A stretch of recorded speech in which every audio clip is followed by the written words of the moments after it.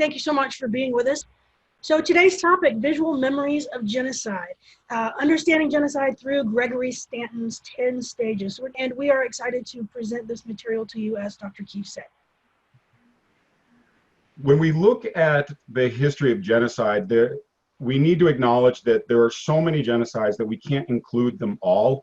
We're going to be culling from the various genocides, as Dr. Black said, and how they fit in thematically, but we certainly would not want anyone to think that we were omitting a particular genocide.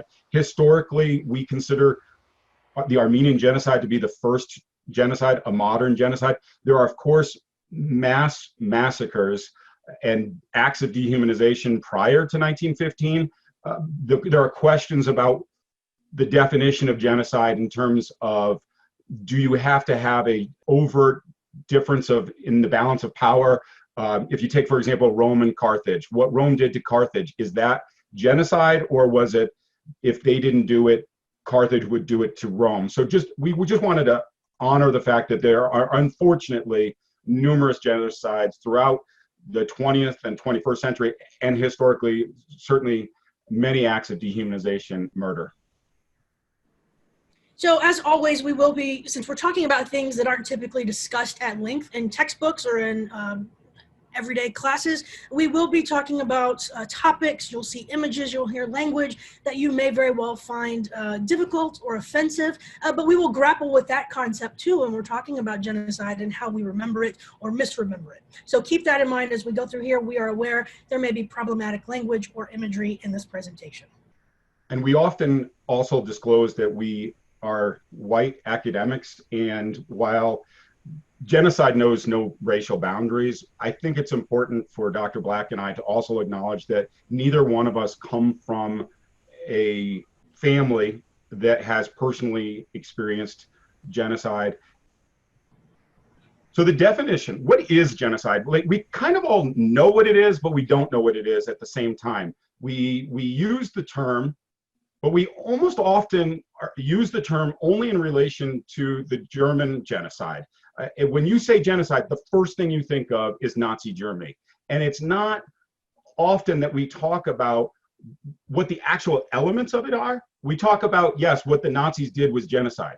But I'm not sure how often we step back and discuss what are the elements of genocide, what is the definition, who wrote the definition, and so forth.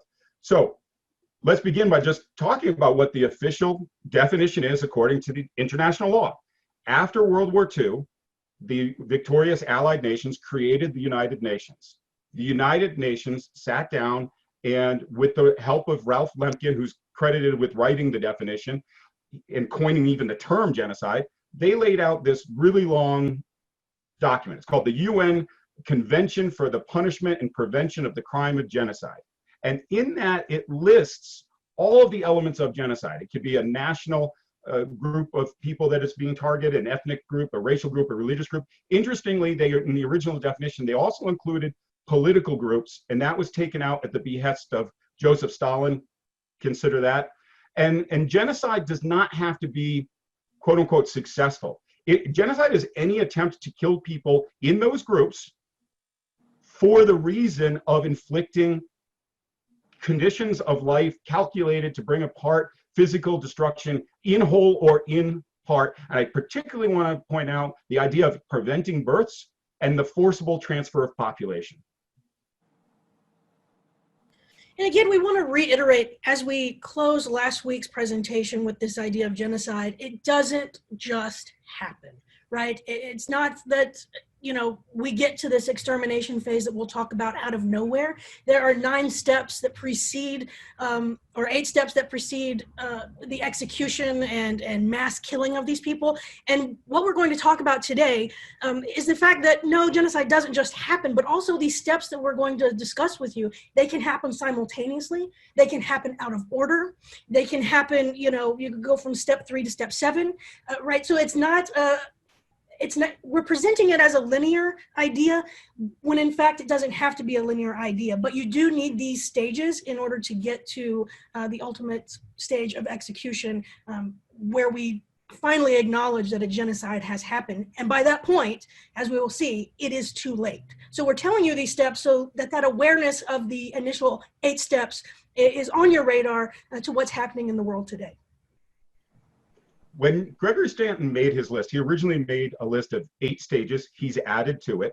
And I also want to just signpost that his terms for these stages can be a little bit amorphous. They can be a little bit confusing. You might think that a topic that we're going to discuss fits under the stage of classification, but it could also fit under symbolization or discrimination. So know that in addition to what Dr. Black said about the fact that it's not necessarily linear and could even happen simultaneously, but that some of these acts of genocide and in the stages of genocide, they can fit into more than one stage. The first stage is classification, and really just think of classification as othering. This idea of us and them, whatever that us and them is, often it's binary, but it doesn't have to be binary. And if you think about this situation in the former Yugoslavia, but this us and them, German and Jew, Hutu and Tutsi, this is the root of genocide and dehumanization. And so often with classification, you have this idea of a taxonomy of humanity or taxonomy of human beings as individuals, right? We can look certainly to Nazi Germany and the Nuremberg laws, which defined what it was to be a Jew by amount of blood, Jewish blood in one's genealogy. Right. And so you have this chart on the left that's been translated from German to English that would document who is considered a Jew, how that relates to intermarriage of Jews versus non-Jews. But on the sort of contrasting side, it's often overlooked that there was a sort of taxonomy for the quote unquote ideal Aryan race in Nazi Germany too. So where you have this classification of the sort of the targeted group, in many ways, you also have this sort of proof in the form of documentation as well that you are not part of that targeted group, that you are part of a sort of preferred group, if you will. And we see that, of course, in our own US history. If we look at Indian blood quantum legislation and rules and identification cards, I've included 2 here of individuals of Cherokee and Choctaw genealogy. And you see the card on the left, he has 1/4 degree Indian blood versus the card on the right, 7/64, right? So these Indian blood quantum laws were really put into place to start this taxonomy of Native Americans here in the US, ultimately to breed themselves out so that the US would not have to abide by any treaties or reservation laws or federal government assistance that the US had agreed to originally. And this feeds right into what we talked about in terms of the Jim Crow presentation we gave, our first presentation, actually, this 1-drop rule here in the States. And we see an image on the left of this health bulletin from the state of Virginia in 1924 calling for the preservation of racial integrity, racial purity for the white race. So if an individual has just 1 drop of African American blood, they are to be deemed on all official documentation African American or Black, thus they could not marry outside that race, certainly not to the white race. And a huge supporter of this bill was this individual here, Walter Plecker, who was the first registrar of Virginia's Bureau of Vital Statistics. This is coming from the government, this 1-drop rule that is segregating out, that is taxonomizing human beings and deeming one less desirable or subhuman than the other. So stage 2, coming after that classification, is symbolization. We are probably, most of us, well versed in the yellow Star of David being used as a symbol of branding of Jews under the Nazi regime, but it can be also linguistical. It could be terminology such as calling the Roma or the Romani people, calling them gypsies, using terms, images, and symbols that are derogatory as a means to, again, dehumanize other people. So with the Nazi regime, we're probably all well aware that within the concentration camps and within the death camps, there was another sort of taxonomization of identity in terms of the patches they would wear. The pink triangle represented homosexuality, the yellow Star of David, of course, a Jewish inmate. And so the Nazis did put out these sort of well, they're not sort of these charts, right, to help Nazi officials determine who was who within the camps. But this isn't unique to the Nazi regime. We also have, during the Cambodian genocide, these traditional scarves of Cambodian people that have been around for centuries as part of their sort of traditional wear. The Khmer Rouge regime decided that if you were wearing a blue scarf, then you are the targeted group. Thus, they made the targeted group wear the blue scarves like the yellow star. And then if you were part of the Khmer Rouge regime or you were a supporter of it, then your actual uniform was this image here on the right that included a red checkered scarf. So they took the traditional dress forms and used those as a way of classification symbolization. And after stage 1 and stage 2, we have this stage 3, discrimination. And of course, everything we're talking about is discrimination. But to Gregory Stanton, stage 3's definition of discrimination is specifically it's the use of customs, just like Dr. Black just mentioned, the use of customs like those historical scarves in Cambodia, as well as laws and political power to deny the rights of other human beings, to take those groups who have been classified, to separate them out with symbols, and then to use the law to enforce that separation and classification. So we can think of the Jim Crow laws here in the United States. We can think of the apartheid laws in South Africa. And we can look at all of the genocides over the century and see where the political regime is used to begin a genocide. It's actually happening right now. Right now, this is going on in Burma to the Rohingya people, and it's happening twice in the same country, in the People's Republic of China. I don't know if I've ever been aware of 2 genocides happening at the same time outside of the German genocide. You know, the German genocide includes the Jewish Holocaust as well as the genocide against political activists, against people with disabilities, whether that be mental or physical, as well as Dr. Black mentioned, the gay community within all of the states that fell under the orbit of the Nazi regime, the Roma people that I mentioned. Right now, as we're having this conversation in the People's Republic of China, the Hong Kongese people are being targeted and round up, and all of these stages are being played out on the streets of Hong Kong. And it's also in maybe a more nascent form, but also in a more systematic form occurring to the Uyghur people in northwestern China as well. Yeah, absolutely. And in talking about these stages and recognizing that they do not have to happen simultaneously, or they do not have to happen linearly, that they can be sort of one-off on their own, but they are all part of this process of genocide, it's important to look back at our own history and realize that this stage of discrimination has been part of our history for quite some time, and not just against the indigenous Americans and not just against Black Americans or African Americans, but again, you know, Spanish, Mexican Americans, Mexicans, and this discrimination against Mexicans and Mexican immigrants in particular is happening as we speak right now, and it's also happened historically in our country.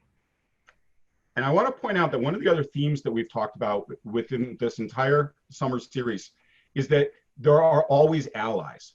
So while it is the Buddhist community in Burma that is perpetuating the genocide against the Rohingya Muslim community in Burma, in this picture here, there are allies. These are Buddhist monks that are standing up for the Rohingya Muslims against the Buddhist military regime in Burma. Stage 4 is the dehumanization. That's what those monks are standing up for. They're standing up to stop dehumanization as well as the broader genocide. Dehumanization is everything that we've talked about. Othering is dehumanization. Using symbols is dehumanization. And applying a different legal standard to people based on some demographic characteristic is dehumanizing. And so stage 4 is the culmination of this dehumanization. It's when the aggressor community uses metaphors, symbols, terms like animals, vermin, insects, even diseases, as we'll see in a moment, to describe other human beings as part of the process of, yes, everything we've talked about, but also it's a part of lowering the revulsion for what's going to occur. Most of us don't get too upset if we step on an ant on the sidewalk. or we have to put pesticide out in our lawn. That's the purpose of stage 4 is limiting that revulsion to prepare for genocide. We're calling people monsters. There's a famous speech that was given in 1992 by Leon Musgari. He's a Hutu Rwandan and gave this speech, which, by the way, he denies ever giving the speech, even though we have the transcript of the speech. He gave a speech where he said that these Tutsis, they're not really actually from Rwanda. They're from some other part of the lake region in Africa. And they're snakes. These Hutu victims of this Tutsi snake people that have come from outside, this othering. And what do you do to a snake? You cut off its head and you throw it in the river. Let's send those Tutsis back whence they came. Right, so as Dr. Keefe mentioned with that particular speech, and as we talked about in our Jim Crow presentation a few weeks ago, there are two dominant forms of bias and racism and othering, the latent forms and the manifest forms. Of course, that speech certainly manifest, it's blatant, but there are the latent forms, right, through visual culture, such as this illustration on the left, representing the idea of the Tutsi people as this disease, right? This individual lying on the couch is saying that the Tutsi, that's what's wrong with me. This vermin is in me, this malady, this grossness. It's the Tutsi, that's what's wrong.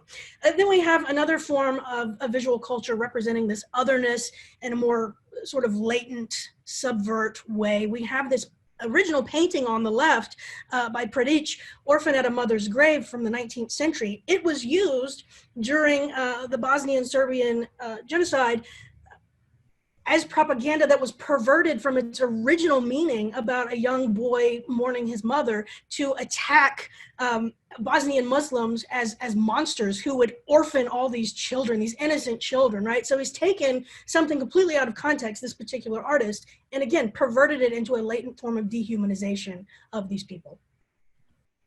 Which brings us to stage 5, organization. After that revulsion, that normal human revulsion to the inflicting harm on other humans, after that is undermined, lowered, genocide starts to take on a more organized aspect. The use of militias throughout all of these countries that have experienced genocide. Typically, those militias are tied to the government. It gives the government plausible deniability. But these militias are usually overtly or covertly supplied by the governments, the aggressor communities. Think of the SA, the brown shirts in Nazi Germany. Think of the Hutu militias. You know, they're organized and they start to prepare and train. We saw on the streets of Rwanda, we saw the Hutu militias training with wooden guns and wooden machetes in preparation for getting real guns and real machetes. And sometimes the governments don't even hide the coercion. I'm thinking of the Republic of Sprechna in Bosnia, which was created by Bosnian Serbians, completely backed by the Republic of Serbia. It was just a front that was being used to lay the groundwork for the ultimate genocide that came later.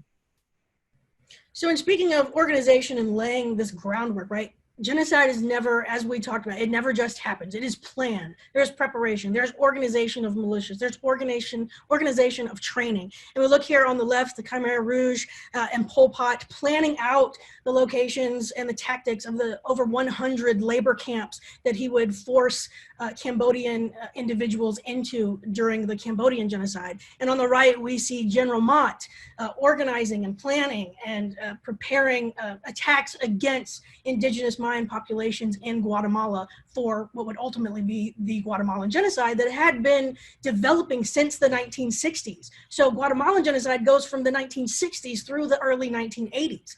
So again, it doesn't just happen. It's a building process that builds through all of these stages. And I think it was Dr. Black that mentioned to me that one of the nicknames of the Mayan genocide is the silent genocide, because it went on for so long, and because the genocide was being perpetuated against an indigenous group, I'm not sure it grabbed the attention of the world community in the way that some of the other genocides we've talked about did.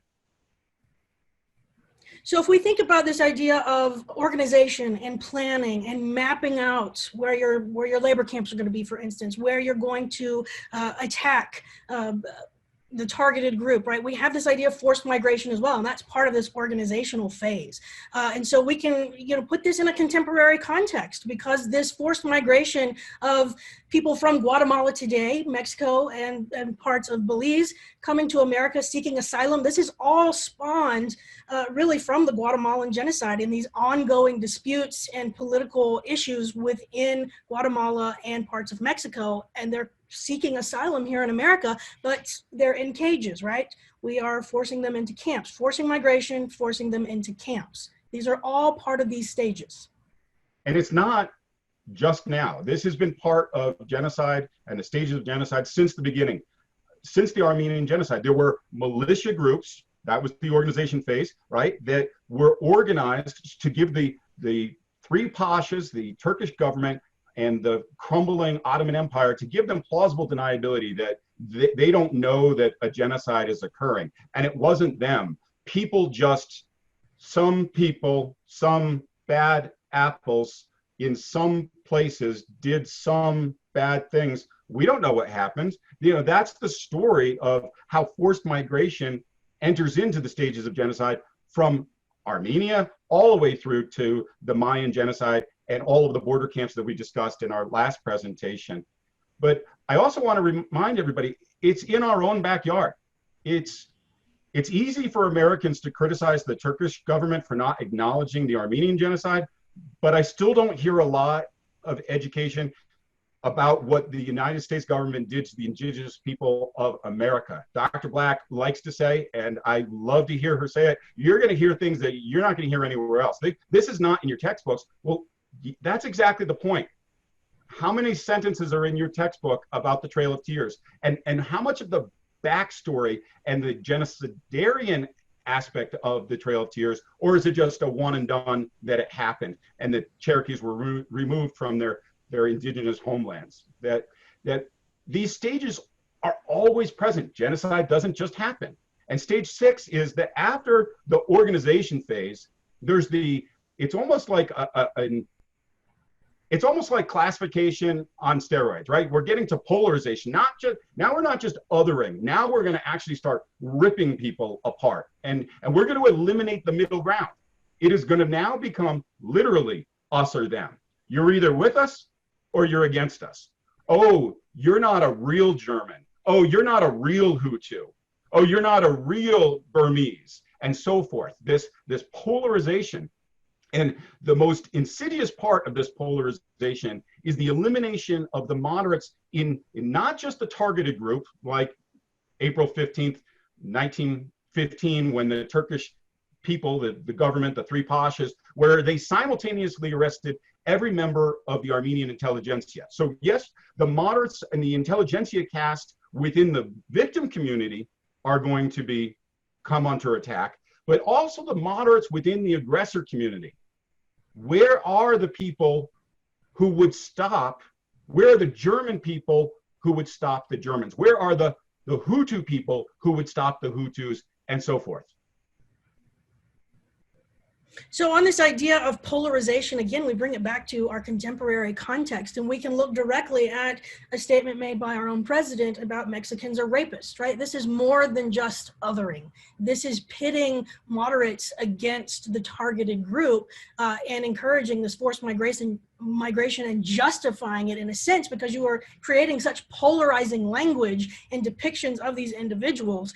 This falls under dehumanization as well, right? All these, many of these stages can be happening simultaneously. So think about these steps as you're thinking about our own contemporary context.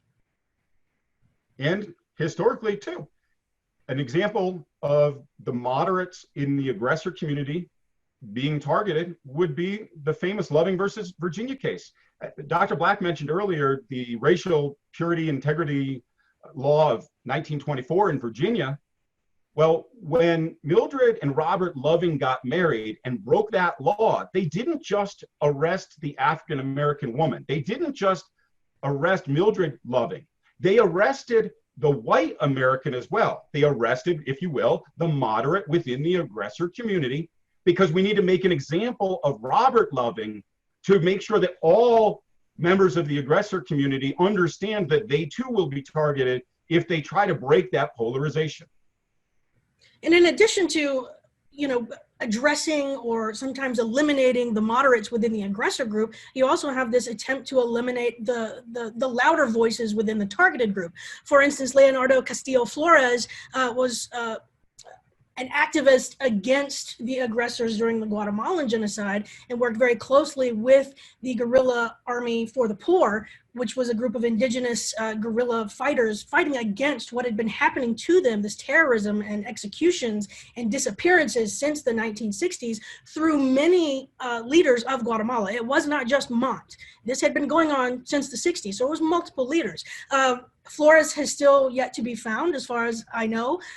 He disappeared, and that is part of this polarization stage. Again, we look at Rwanda, where we see the former president of Rwanda, who was not considered an activist against the aggressor group. He himself was a problematic leader. However, he and the former president of Burundi were in a plane that was shot down and he was assassinated, which is an act of this polarization stage because it sparked further aggression, thus justifying the aggressor's intentions and later executions.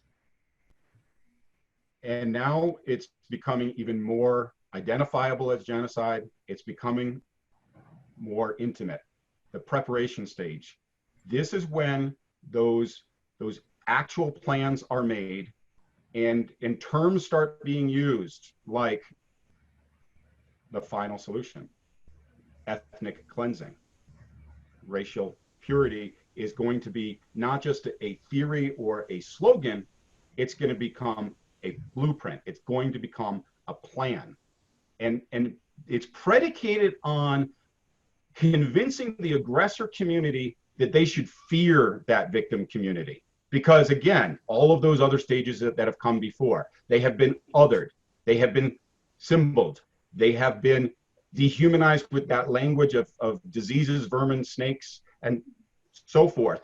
And so snakes are scary, right? Vermin are scary, diseases are scary. So when you use those terms like criminality, rapists are scary, right? Gangs are scary. When you use these terms, you're creating fear in the aggressor community to get that complete buy-in now that those moderate voices have been eliminated.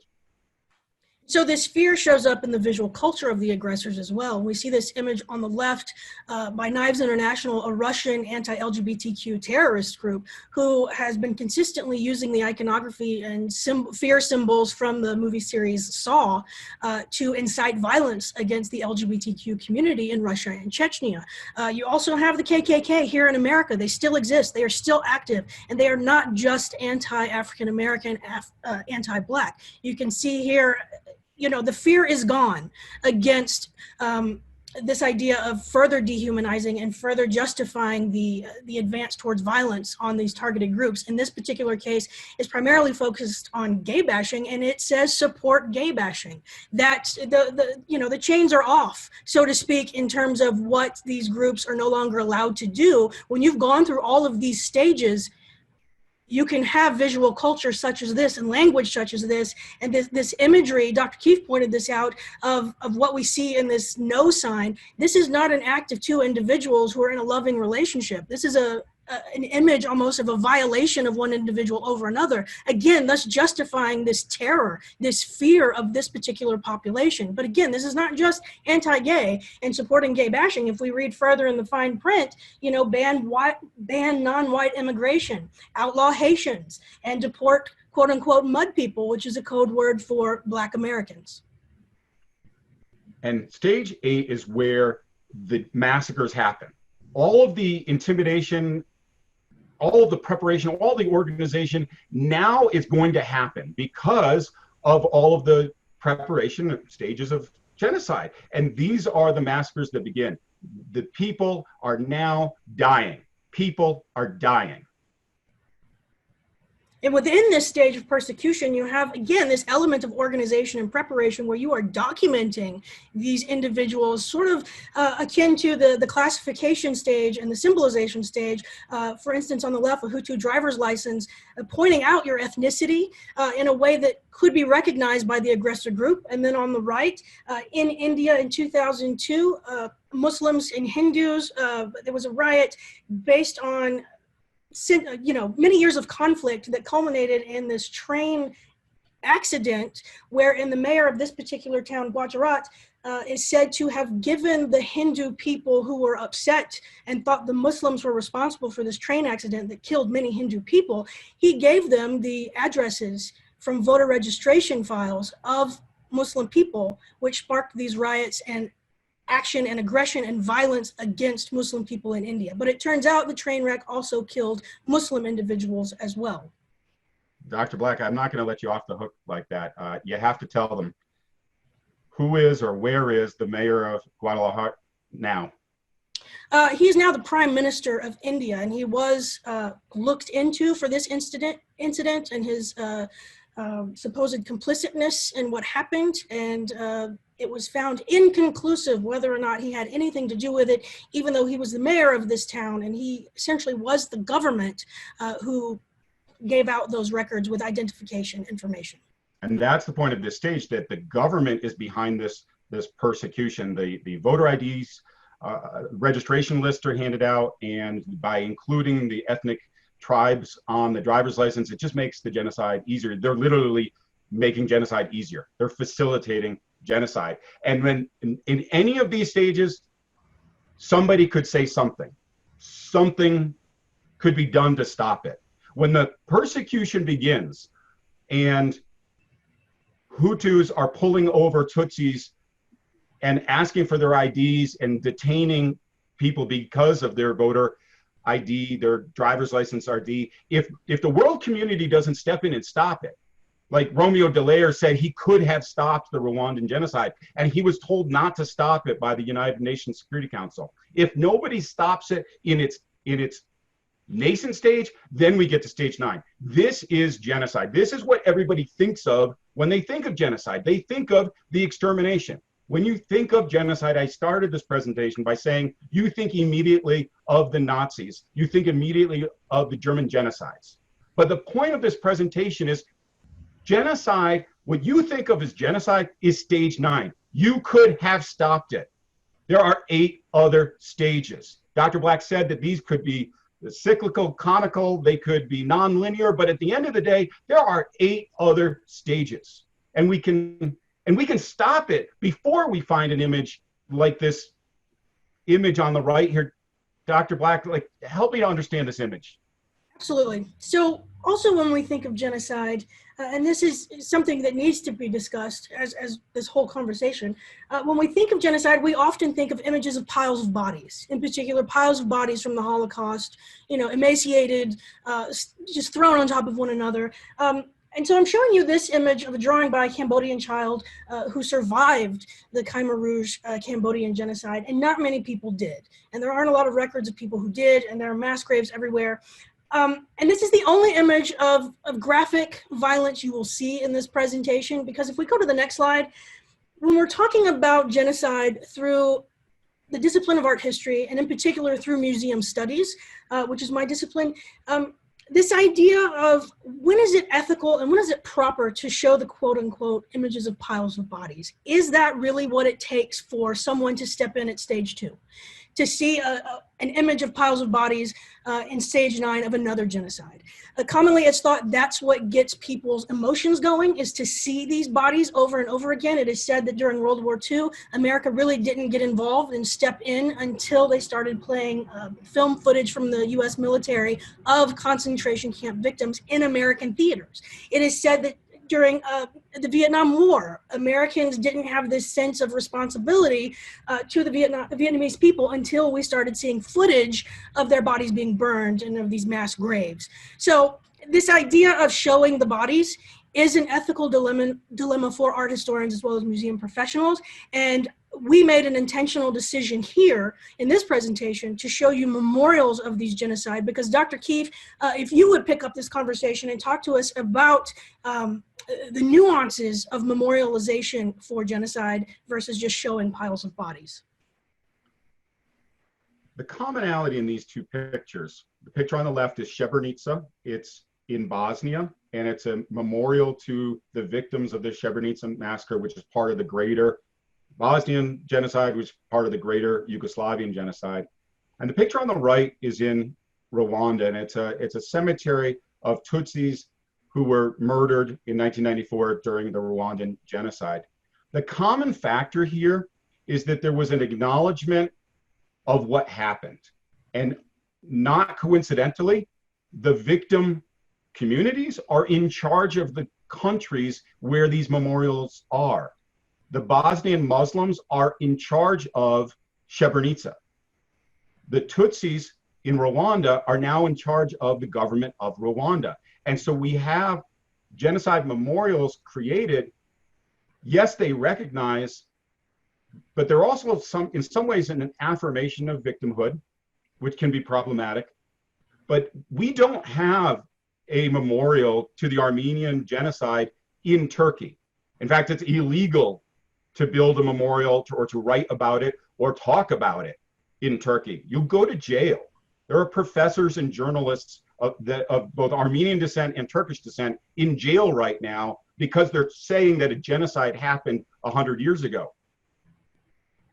But all of the Armenian memorials they're in Armenia. They're in the United States. They're around the world. They're not where it happened. The Turks have not built a memorial. The Serbians are not going to build a memorial to Srebrenica. And so it's problematic to me, to answer your question, Dr. Black, it's problematic to me that we have to have either memorials built by the victim community, or to give credit to the modern German government, you have a country of like modern Germany, which has accepted responsibility for the Holocaust and the other German genocides. And that's what you don't see sometimes, like behind Dr. Black right now, or behind me right now, or on your screen right now. That's the spot of the Sand Creek Massacre, the largest massacre in Colorado history. After Wounded Knee, arguably the second most famous massacre between the US government and indigenous people. So when I get upset that Turkey doesn't have a memorial to the Armenian genocide, I also have to point fingers at my own government that continues to not recognize what's been done to West African enslaved human beings and the indigenous people of America. To be fair, there's a stone. Still more than the Armenian people have in Turkey. But I dare say that the Pearl Harbor Memorial, the 9/11 Memorial, and so forth, probably had a little better funding than that stone in southeastern Colorado. Because we're living denial. Stages 1 through 9, they begin and they end. Stage 10 doesn't end.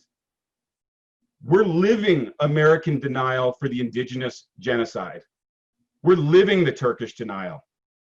We're living the denial of all of those stages in whatever state and stage they are. They're occurring right now as we're talking throughout the world. So when you get mad when you hear about neo-Nazis, when you get mad that you hear somebody's denying a genocide, I encourage you to think about how many genocides we're really denying. Absolutely. And this map gives us, a visual representation of the mass scale of genocide throughout the 20th century. But I want to point your attention to exactly what Dr. Keefe was saying. If we look at the representation of America, this is a visual denial, a visual omission of what happened to West Africans who were forced here and died large scale through the slave trade. It's also a visual denial of what happened to indigenous Americas at Sand Creek and other instances such as the Trail of Tears, as we talked about.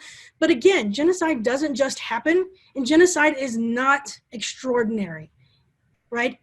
As this map shows us, it's quite common, unfortunately.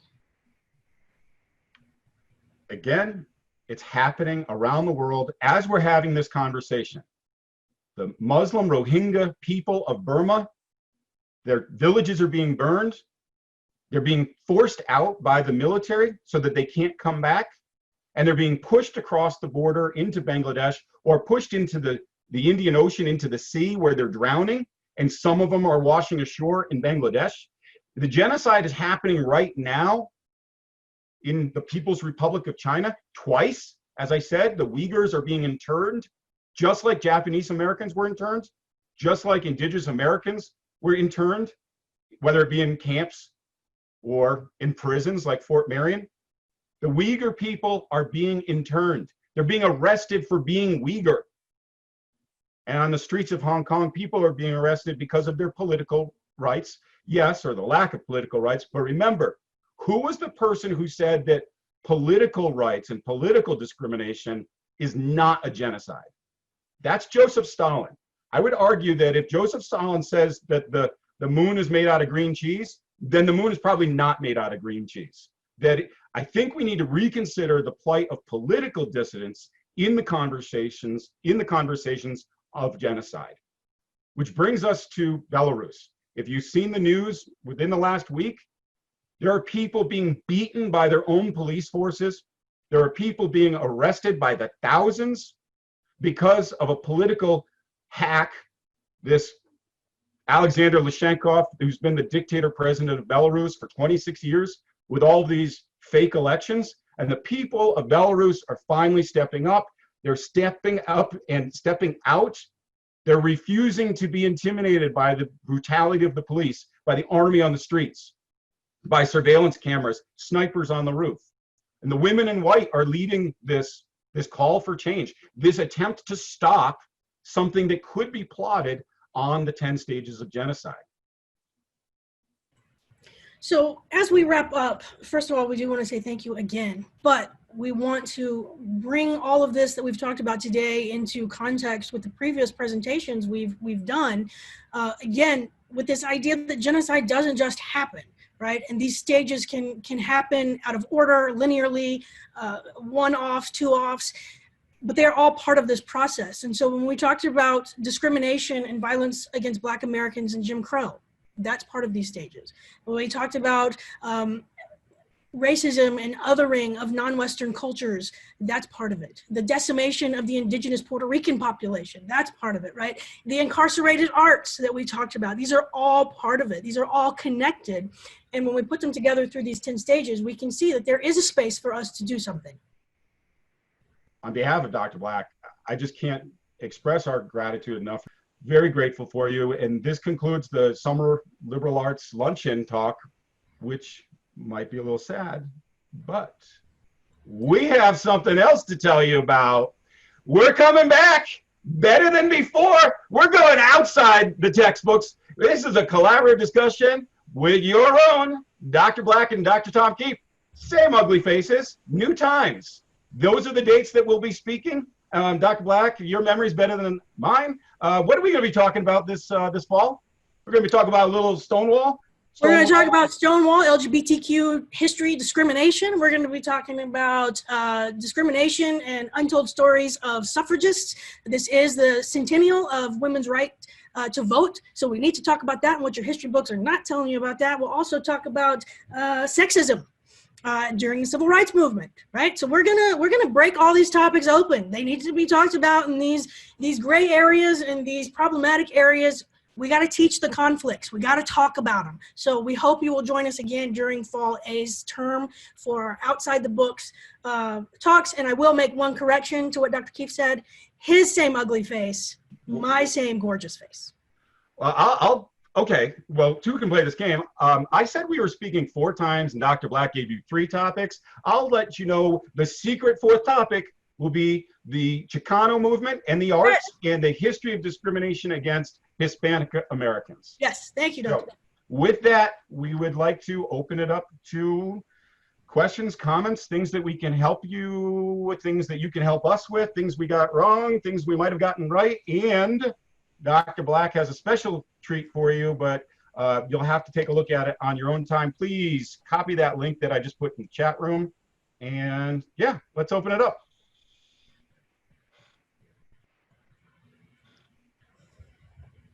Or not. Goodbye. Once more, thank you so much. This has been amazing. I was really hoping you guys took a chance on us again and give us more, because there's a lot and it's like never ending. And you guys make it interesting, fun, fun within, but I really appreciate it. I learn a lot, and it's really important that we can have these topics that are not in our books, because there's a reason they're not in the books. Oh, good point. You might be part of the presentation then, Gloriana. Yeah. That was too good of a point. And I think we need to know. We need to know, and it's amazing because we can do our research, but hearing from the experts as you guys are and people that have experience, it's really important, because that gives us the confidence, or gives me the confidence personally, to talk to other people and say, hey, did you know this happened? Did you know this, blah blah blah? So I'm not just saying words because I'm thinking that. And it also helps us thinking critically. So thank you. And I'm really appreciate it. I am hoping for September to see what's new, what's coming. Great. Thank you. Gloriana, I will say, you made a great point about, having us as a resource, but I just want to throw this out there. On some of these topics, we're not experts. We have to dig, because as well, we weren't taught. They weren't in our books either when we were in school or growing up or whatever. So there's a lot of these things, that we are having to teach ourselves about. And you're absolutely right. And we should be teaching ourselves about it. And so we get this great opportunity to share this information with you so that you can do exactly what you said, share with others. And we're glad that you're doing that. And it comes with a lot of responsibility too, because we know that we have to present on Tuesday, and so we have to do our homework, and we don't want to let you guys down. And yeah, we work pretty hard, and we really appreciate all of you. I think you're muted, Nick. All right, give me 1 second, Nick. Go for it. So can you hear me? We can. Can you hear me now? Okay.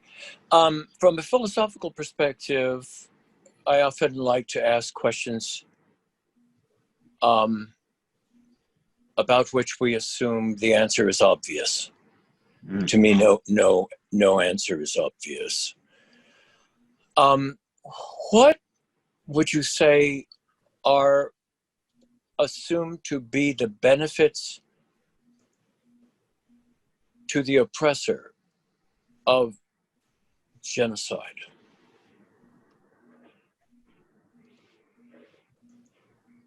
Is the question clear? Yes. How would you, now I know it's probably, I get it. I mean, I know the answer we assume is obvious, but I'd like you both to articulate answers. Dr. Black, do you want me to go? You want to go? Yeah, I'll tackle it. Nick, that's a great question. And I love talking about power and theories of power. So it's in my mind, again, this is just my take on it, is this, ultimate expression of absolute power. And that is the goal. The goal in my mind is never really to kill anybody. That's just the means to the goal. Obviously you have to be a certain type of individual to kill anyone, let alone on a mass scale. However, it's a personal need for fulfillment of egotism and maniacal tendencies. But I think that's really the benefit, is this feeling of power and this recognition on a global scale. I can do this. Fear me. And Paul Tillich has a wonderfully awkward phrase that if he was my student, I would put red ink all over it. But if you stop and you break it down, it makes sense. And Paul Tillich wrote, our having is not unrelated to others not having. And that power is about having something that's not ours.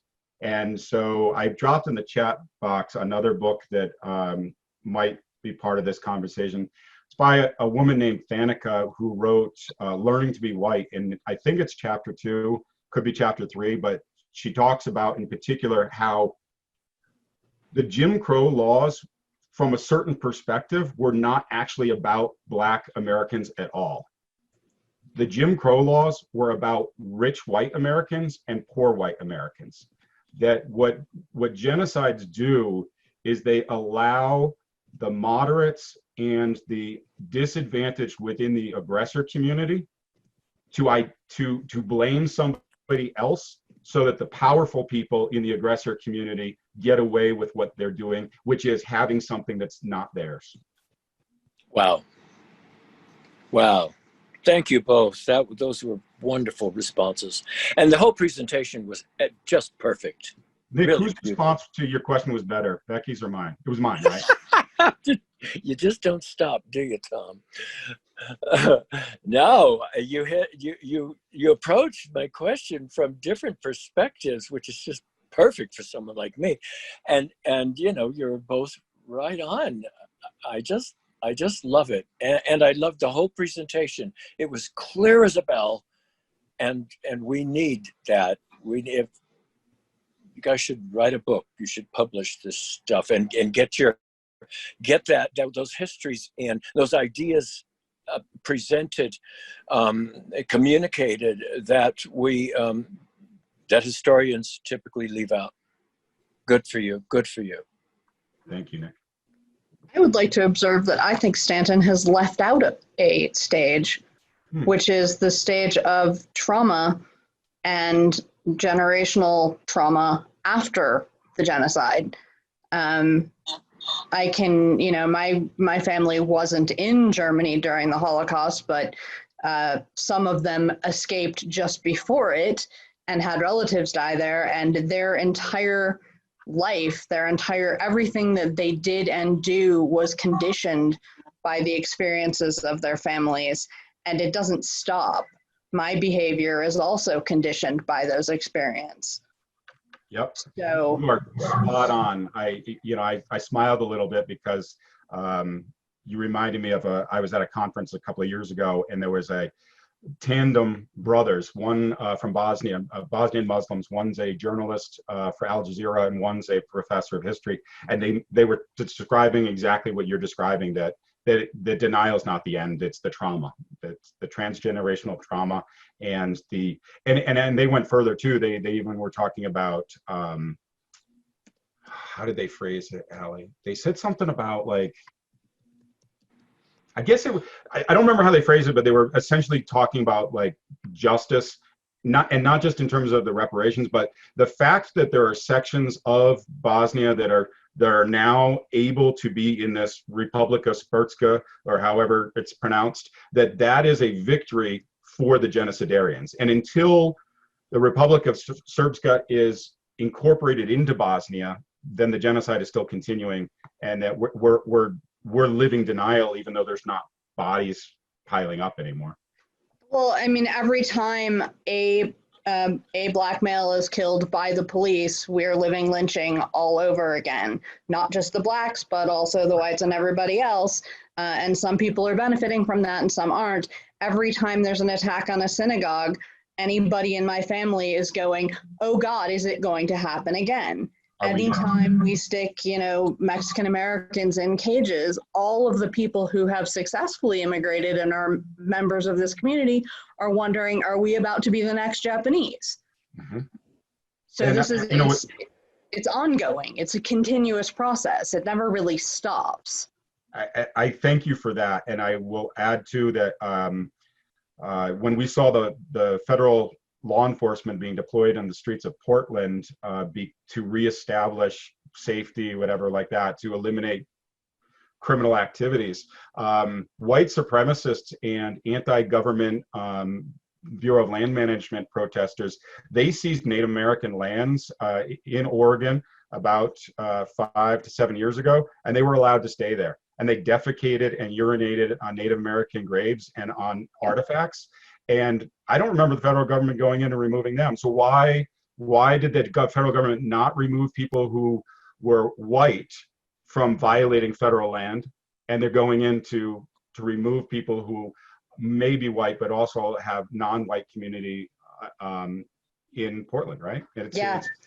One of my students in another school actually did she did a photo essay for her final project comparing the anti-lockdown protesters to the Black Lives Matter protesters.